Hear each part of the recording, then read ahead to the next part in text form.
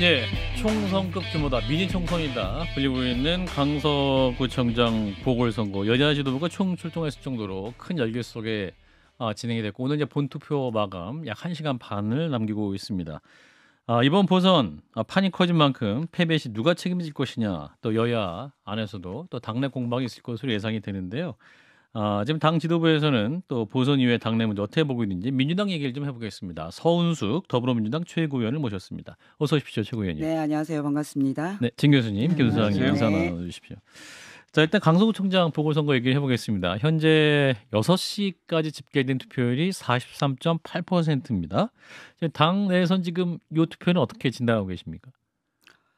그 6시 현재 43.8%면 예. 이후에 남아 있는 2시간이 시간까지 남았죠. 한다면 예. 뭐 한 45% 언저리 정도 될 것 같은데 네. 평일에 치러지는 보궐선거 치고는 투표율이 높다고 보고요. 예. 단일 구청장 선거 치고는 뭐 정치권의 관심도 뜨겁지만 주민들의 반응도 굉장히 뜨거운 것 같습니다.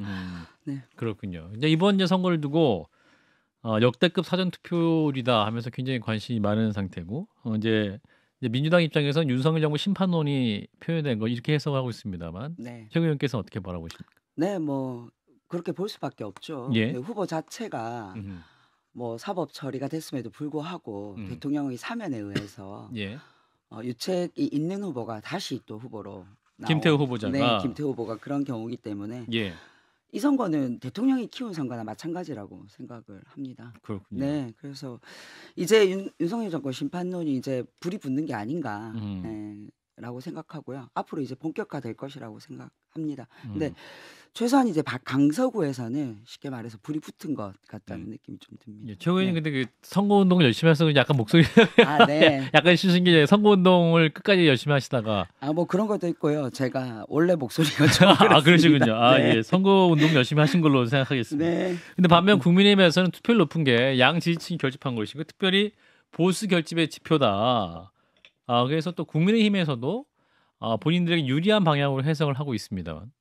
네, 뭐 다 정시승리하는 거죠. 뭐 국민의힘도 그렇겠지만 예. 국민의힘 입장에서는 민주당이 하는 얘기도 그렇게 보이겠죠. 근데 뭐 제가 이제 현장에 그 지원 유세도 느껴보시면. 갔었거든요. 굉장히 주민들의 반응이 뜨거웠습니다. 그러니까 음. 표현을 굉장히 적극적으로 해주셨고요. 뭐 어떻게 아니 뭐라고 뭐 다 이긴 선거인데 뭘 이렇게 열심히 해요? 이렇게 얘기하더라고요. 강서구 네. 구민들이 국민들께서 선거 운동을 직접 할 때 네. 뭐 의원들이나 뭐 네. 당직자들 향해서 네. 어차피 이길 건데 뭘 이렇게 열심히 하냐? 네, 제가 그날 공항동을 하루 종일 골목을 다녔었는데요. 공항동 골목길에 주민들이 그러더라고요. 다 이긴 선거인데 뭘 이렇게 열심히 하세요? 이래서 제가 깜짝 놀라서 당직자는 선거는 아니었고. 끝나봐야 당원은 끝나봐야 아니었습니까 합니다. 혹시? 아니요, 그렇진 않으셨어요. 거기서 제가 살았습니다. 공항동에서. 그러셨어요? 공항동 골목 되게 예쁘던데요. 초등학교 때 고등학교까지. 자, 그럼에도 이거 이제 결과는 이제 열어봐야 아는 거기 그럼요. 때문에 선거는 열어봐야 아는 거기 때문에 네. 이제 선거 이후에 이제 패배하는 당은 이제 지도부가 치명타를 당할 것이다 이렇게 전망하고 있고 이준석 전 대표 같은 경우는 국민의힘 이제 이준석 대표 같은 경우는 만약에 민주당이 패하면 그 정계 은퇴할 수준의 그런 선거다 이렇게 말을 하고 있습니다. 네, 뭐 가정이야 뭐 얼마든지 할 수 있죠. 근데 현실감이 떨어지는 가정은 좀 과학적으로 답하기가 힘들 것 같더라고요. 그래서 뭐 민주당은 뭐 어떤 선거든 결과가 나오면 책임은 지도부가 지는 겁니다. 특히 뭐 민주당도 전략 공천을 했기 때문에 지도부가 책임을 져야 되는데 민주당 지금 내부의 분위기는 이재명 대표 구속영장 기각 이후에 당이 아주 급속히 뭉치고 있습니다. 그리고 이제 당에 가면 그런 게 정치 피부로 쉽게 느껴지거든요. 뭐 만약의 경우 그런 나쁜 결과가 나온다면 당연히 지도부가 책임을 져야죠. 네. 국민의힘의 경우는 어떻습니까? 지금 이제 국민의힘은 저는 만약에 패배할 경우에 국민의힘은 이제 김기현 체제가 무너지고 비대위로 갈 것이다 전망하시는 분도 있고 다들 그렇게 얘기하시더라고요. 한편으로는 저희 한파승부 김기현 논설위원장은 뭐 패배할지라도 용사는 여전히 김기현 대표를 신뢰할 것이고 전혀 비대위를 갈 이유는 전혀 없다. 왜냐?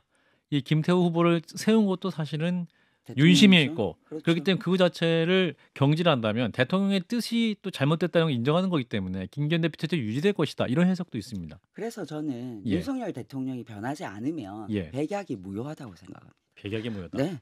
뭐 김기현 체제가 물러나든 물러나지 않든 예. 말씀하신 것처럼 이 선거는 대통령이 시작했고 대통령이 판을 키운 선거이기 때문에 예. 대통령이 책임지겠다는 자세가 없는 이상에는 어떤 변화가 온다 하더라도 근본적인 변화는 없을 거라고 생각합니다. 친 교수님, 김 소장님 함께 질문해 대통령은 주시면. 책임질 수가 없죠. 대통령은 그 자리가 책임질 수 있는 자리는 아니고. 대통령의 읍참마소의 기분으로.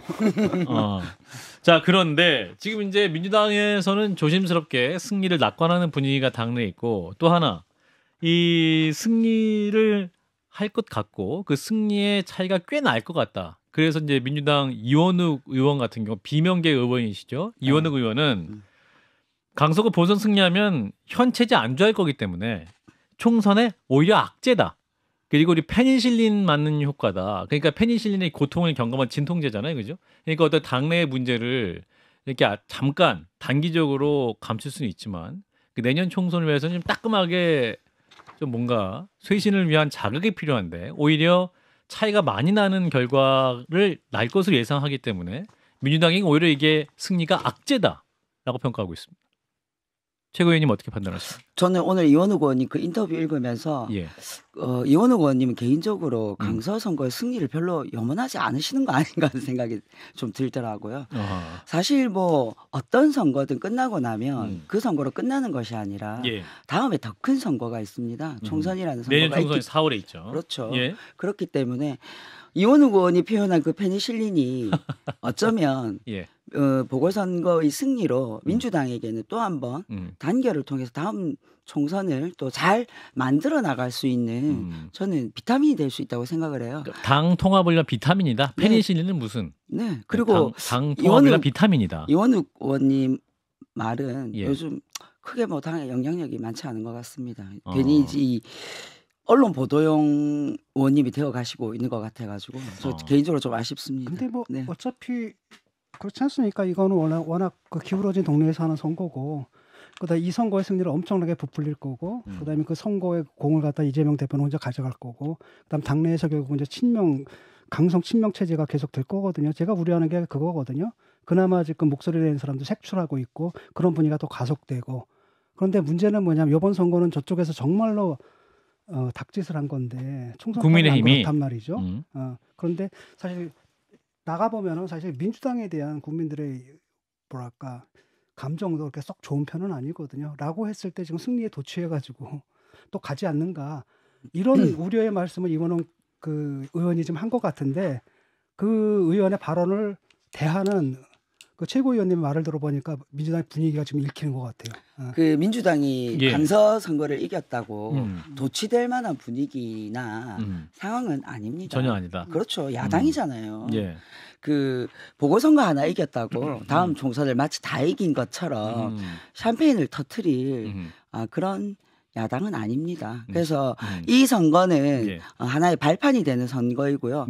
아까 말씀드린 것처럼 이 선거를 통해서 나타난 민심을 제대로 읽고 민주당에 대한 비판도 있으나 그것보다 더 큰 것은 이 선거를 이렇게 만든 지금의 상황을 이렇게 만든 이 정권에 대한 저는 심판이 훨씬 더 크다고 생각합니다. 근데 이제 어쨌거나 이원욱 의원도 오늘 뭐 얘기를 꺼내신다면 사실 뭐 이원욱 의원이 지금 현재 계시는 화성이라는 지역구도 전국 전체를 놓고 봤을 때도 민주당에게 절대적으로 유리한 아주 좋은 선거구 중에 하나긴 한데 본인도 움직일 수 있다. 예를 들어 친명이 움직이면 움직일 수 있다라고 하는데 사실 이럴 때 강서구 선거를 지면 당 전체가 큰일 났다 쇄신해야 되겠다라고 하면 다선 의원들이 험지 출마 막 이런 움직임들이 일어날 수 있는데 민주당 내에서는 뭐 하태경 의원의 움직임과 대응해서 민주당 내에서 그런 좀 움직임이나 고려들이 있나요? 있어야 되지 않을까요? 저는 있어야 된다고 생각합니다. 그런데 문제는 뭐냐면 아마 있을 거라고 저는 봐요. 그런데 뭐냐면 그게 비명계 쳐내는 수단으로 사용될 거거든요. 쉽게 말하면 친명계 다선 의원들은 절대 안 움직일 거고 그다음에 이제 비명계 다선들을 향해 가지고 봐라 니들이 소송수범해라 치는 그런 움직임이 있을 거고 오늘 이원욱 의원의 발언도 그 맥락에서 나왔다고 저는 봐요. 이미 그런 움직임이 있고 그 부분에 대해서 이분이 뭐라고 얘기하냐면 그 친명계도 같이 움직이자 그럼 나도 움직이겠다라는 거죠. 근데 그 말을 했다라는 것은 저쪽에서 친명계는 안 움직이고 비명계들을 갖다 축출하기 위한 수단으로 그게 활용되고 있다라는 것을 그 당내 사정을 갖다 보여주는 거죠. 그 이원욱 의원이 그런 당의 그 새로운 쇄신을 위해서 예. 또 민주당의 승리를 위해서 본인이 먼저 나도 뭐 내려놓겠다 하면 먼저 그렇게 결단하시면 되죠. 뭐 그거 눈치 볼 필요 없이 예. 하면 되는 것이고요. 예. 그 공천의 과정이나 선거의 과정이라는 것은 비명 친명을 떠나서 예. 결국은 국민이나 당원에게 신뢰받지 못하는 는 국회의원에게 예. 자발적으로 도전하는 사람들이 있습니다. 하지만 민주당의 뭐 국민의힘 당처럼 윤핵관, 낙하산 이런 것은 저는 없다고 생각을 하고요. 그 하태경 의원이 뭐 사실 뭐 부산에선 다 알고 있습니다. 부산에 공천 못 받을 것 같고 뭐 시달리니까 이제 어쨌든 서울로 왔다 이렇게 다들 보고 있는데 하지만 불구하고 예. 뭐 저는 또 하태경 의원의 그런 정책 결단이 의미가 있다고 생각하고요. 예. 그것이 불러올 라비 효과가 민주당에도 반드시 있을 거라고 생각합니다. 예. 그 민주당 또한 이 앞으로 나가는 과정에 공천의 혁신이나 변화 없이 나갈 수 없다고 생각하고요. 그건 비명이든 친명이든을 떠나서 결국은 그 물결을 외면할 수 없을 거라고 생각합니다. 근데 저는 그렇게 봐요. 그 친명계 의원들은 절대 안 움직일 것이고 그건 확실하다고 보는데 거의 100% 비명계들을 향해서 움직일 거고 지금 조홍천 의원도 정확하게 지적했듯이 굉장히 역사상 유례가 없는 예들을 좀 보고 있거든요. 쉽게 말하면 친명계 의원들하고 원외위원장들 있지 않습니까? 이 사람들하고 협공을 하고 있거든요. 비명계. 결국은 그 비명계 자리를 나눠 먹자. 그래서 그걸 통해 가지고 친명계나 비명계를 제거하는 정책 효과를 얻는 거고 원에 있는 분들은 원내로 이제 진입하는 계기가 되는 거고 서로 윈윈하는 그런 식으로 되는데 그렇게 되면 그다음에 그 제도가 바로 뭐냐면 조금 전 말씀하신 당원의 뜻. 그러니까 강성당원 이거 개딸 현상들이 있지 않습니까? 제가 볼 때는 문화혁명과 같은 이런 식의 파시스트 정당의 형태가 그대로 관철되는 거거든요. 그래서 민주당이 저는 굉장히 걱정되고 있어. 더 이상 리버럴한 정당이 아니거든요. 근데 지금 말씀하시는 건 굉장히 정상적인 과정처럼 말씀하셔가지고 제가 좀 뜨악해요. 뭐 당에서 이 의사 결정의 과정이나 예. 뭐 당에 있는 사람으로서는 우리 당이 정상적인 당이라고 생각합니다. 예. 그 250만 당원을 전부 개딸 뭐 혹은 강성당원 이렇게 표현하는 것은 예. 민주당 당원들에 대한 전 모독이라고 생각을 합니다. 예. 민주당 안에도 다양한 의견을 가진 당원들이 있어요. 예. 아주 뭐 적극적인 의견, 소극적인 의견, 또 강한 의견. 또 아주 또 원만한 의견, 예. 뭐 다양한 의견들이 있습니다. 이런 분들의 의견이 선거 과정에서는 공천의 과정에 자기 지역에 출마할 후보에게 선택권이 주어지게 되는 것이죠. 다양한 그리고 의견이, 예. 그리고 민주당은 이전에도 뭐 친명, 비명 이전에 친문, 반문 다 있었어요. 예. 그런 그 개파들이 다 있는 과정에 선거를 치러왔단 말이에요. 예. 그 이전의 과정을 되돌아보면 민주당은 이미 시스템 공천이라는 것이 이미 자리 잡고 있습니다. 자, 그래서 지금 이제 이재명 대표의 체포동의안 문제 가결표를 던지는 의원들을 징계하겠다는 얘기까지 있었고 이제 정청래 최고위원이 돌연 가결파 색출 징계는 가짜 뉴스다라는 입장을 내놨는데 혹시 이재명 대표님의 입장을 혹시 들으신 게 있습니까? 어떤 가결표를 던진 의원이라든가 이런 뭐 색출 작업에 대해서 그런 건 절대 없다. 우리는 절대 통합으로 간다. 이런 대표님의 명확한 입장이 나오면 또 그런 부분에 있으면 의혹이나 뭐 그런 예상이 다 해소될 수 있을 것 같은데요. 대표님은 이미 강서구청장 보궐선거 예. 지원 유세를 통해서 예. 앞으로 통합의 민주당 화합하는 그런 민주당으로 나가겠다고 이미 말씀을 하셨고요. 작은 차이를 극복하는 민주당. 거짓말이라고 생각하거든요. 쉽게 말하면 진짜로 뭐라고 얘기를 해야 되냐면 앞으로 그렇게 통합을 해치는 예컨대 그 의원들을 색출해서 징계하겠다 이런 얘기하는 사람들은 당 밖으로 내치겠다는 단호한 의지를 보여주지 않는 한 그건 그냥 설탕 발림이고 아니, 실제로 말은 그렇게 지금 하면서 우리 원들 중에 그거 색출해서 징계하자고 얘기하시는 분 있나요? 뭐 당원들의 요구는 누구나 얘기할 수 있어요. 색출하자, 징계하자, 중징계하자. 아니다, 뭐 그럴 수 있어요. 하지만 책임 있는 정치인 중에 그거 색출해서 징계해야 된다라고 얘기하시는 분 있나요? 홍익표 원내대표도 그렇게 얘기를 했고 그다음에 누굽니까? 홍익표 원내대표는 의원도 그렇고 또 정청래 의원도 그렇고 굉장히 그런 얘기가 많이 홍익표 의원은 이제 설명이 너무 다르신데 홍익표 의원은 예를 들어서 윤리위에 제소하는 건 5만 명 당원들이 모아서 한 건데 그건 어떻게 처리되는 건 윤리위가 알아서 할 문제다라고 한 것을 마치 색출해서 징계하자는 의견이랑 붙여서 그렇죠. 말씀하시는 것은 논리적으로는 잘 맞지 않는 예. 것 같습니다. 그분이 제가 기억하기로는 그분이 예를 들어가지고 그 부분에 대해서 어느 정도 뭐랄까 처벌이나 징계 같은 게 있어야 된다고 얘기한 걸로 기억을 하거든요. 있어야 된다고 하지는 않았습니다. 윤리위에 해부해야 된다고 얘기하셨고, 그러니까 윤리위에 해부해야 된다. 그렇죠. 예. 예. 그러니까 결국은 문제는 뭐냐면 그게 왜 윤리위에 회부가 되어야 되냐는 잠깐만요. 말이에요. 이거는 예, 수출할 수가 없어요. 아니, 그러니까 어떻게 찾아내요? 근데 윤리위에 왜 회부를 합니까? 그 행위가 윤리적으로 자, 문제가 되는 행위입니까? 헌법기관이 자기 의견을 얘기했는데 그걸 윤리위에 회부해야 한다? 아니에요. 이게 발언이 말이 됩니까? 그 오해를 하고 계시는데 예. 가결한 의원들을 윤리에 회부하는 게 아니에요. 그 윤리심판원. 당원들이 청원을 예. 넣은 5분에 대해서는 예. 가결이 문제가 아니라 이 투표의 과정에서 네. 일어난 해당 행위? 해당 행위에 대한 징계를 청원하는 것이고요. 예. 뭐 지도부가 그것을 어떻게 처리할지는 조만간 아마 결과가 나올 것이기 때문에 홍익표 의원은 원내대표는 그것에 대해서 그 청원을 윤리위로 회부해야 된다라는 의견을 말씀하신 그러니까 그게 것으로 알고 구체적으로 있어요. 해당 행위가 뭘 말하는 겁니까? 어떤 게 해당 행위입니까? 뭘 하면 해당 행위가 자기 당의 대표의 그 검찰의 탄압에 대한 자기 당의 대표의 안녕의 문제를 상대 당과 함께 표를 얹어서 그게 그거잖아요. 지금. 가결한 것은 그리고 그 과정에서 예. 개인이 정치적 소신으로 가결을 던진 것은 예. 말씀하신 대로 누구나 할 수 있는 행위예요. 예. 하지만 가결을 유도하고 조직적으로 그 가결표를 만들고 예.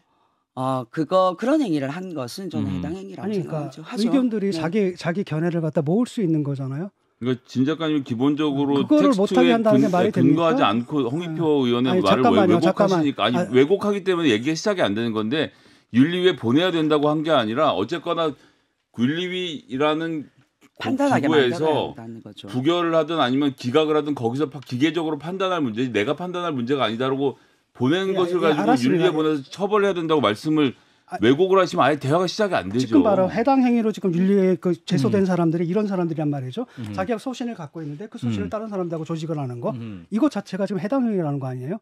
아니 그렇게 고발을 당원들이 했다고요. 그러니까. 그럼 윤리가 기각을 하겠죠. 잘못됐다고 판단을 하면. 아니 근데 지금 당원들에 대한 책임을 왜 홍익표 의원한테 당원들 묻습니까? 얘기가 아니라 최고위원님 말씀을 듣고 있어요. 최고위원님 그렇게 말씀하셨잖아요. 아니 제가 그 의견을 가지고 있다고 그 의견으로 결정난 윤리가 저의 의견을 받아서 결정하는 게 아니에요. 그러니까 만약에 그렇게 나오면 당에서 최고위원회에서 그건 아닙니다라고 얘기를 해줘야 되는 거예요. 아니 그 판단을 최고위원이 하는 게 아니라니까요. 아니, 그러니까 당내에서 지금 그런 분위기가 있는데 당에서 그렇게 한다면 아니 이거는 당내에는 여러 가지 분위기가 좀 전에 있어요. 말씀하신 그 당원들의 그거 해당 행위로 볼 수도 있어요. 그러니까 지금 네. 그렇게 나오잖아요, 봐요. 아니 예. 그게 뭐가 문제예요? 예, 뭐 왜 최고위원님의 문제예요? 생각이니까요. 예, 자 조금 주제를 돌려보면 오늘 이제 국정감사 현장에서 한동훈 장관이 이제 이재명 대표의 혐의를 확정적으로 발언했다. 이런 지적을 이제 민주당 의원들이 했었는데 이제 검찰이 야당 대표 구속한다는데 저 정도 자신도 없어서 되겠냐라는 대답을 나눴습니다.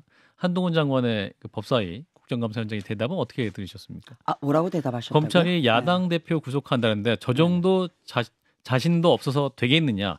그러니까 또 이재명 대표 혐의를 확정적으로 발언했다는 지적을 받자. 그렇죠. 그 정도 자신감 없이 말할 수. 아니 무슨 수사와 그 재판을 자신으로 하나요? 증거와 사실로 해야 되는 것이죠. 늘 말씀드리지만 2년간 수사하고 압수수색을 그렇게 수차례에 걸쳐서 하고 소환 조사까지 그렇게 많이 했으면 확실한 증거와 사실을 가지고 진행해야 되는 것이죠. 근데 한동훈 장관은 국회에서 마치 그 국회를 재판장으로 만들었잖아요. 본인이 심판자의 입장에서 얘기한 거예요. 그럼 공직자로서 적시할 수 있는 사실만을 얘기해야 되는 공직자의 자세는 아니었다고 생각하고 그 부분에 대한 지적이었다고 생각하는데 여전히 한동훈 장관은 그것에 대한 문제의식이 없으신 것 같아요. 국무위원으로서 중립적인 위치를 했어야 되는데 그렇죠. 그 부분이 공무원이에요. 부족했다라는 지적이었다. 네. 자, 하나만 더 여쭤보면 이제 송갑석 전 최고위원의 사태로 최고위원 자리가 지금 한 자리가 공석인 상태죠. 네. 그래서 지금 오늘 보도 나온 거 보면 민주당은 후임으로 친명계, 충청권, 여성 인사를 검토하고 있다라는 보도가 있었고, 저희 한파승부 취재에 따르면 이제 전현희 전 국민권익위원장도 강력한 후보 물망에 올랐다. 본인도 연락을 받았다. 이렇게 이제 취재가 된 상태입니다. 최고위원님이시니까 혹시 그 지도부 안에서 논의되고 있는 게 좀 있을까요?